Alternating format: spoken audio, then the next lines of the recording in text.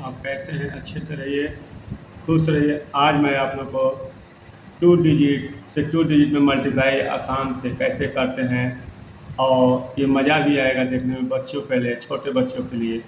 आइए देखिए, एक फन मैथ्स के नाम से इसको हम दे रहे हैं। आप देखिए, इसको लाइक करिए, सब्सक्राइब करिए चैनल का। तो 31 है, इसको हम लोग लिखेंगे 21 इंटू 31।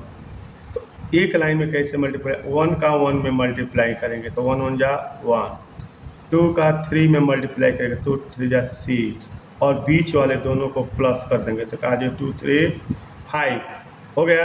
फिर एक हम क्वेश्चन और बता रहे हैं, 251 इंटू 41, तो ये हो जाएंगे 51 इंटू 41।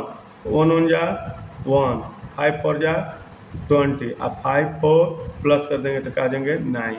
अब यह सही है या गलत इसकी चेक कर लिया जाए। 21 में 31 का मल्टीप्लाई, 1 1 जा 1, 1 2 जा 2, 3 1 जा 3, 3 2 जा 6, 1 2 3 5 6।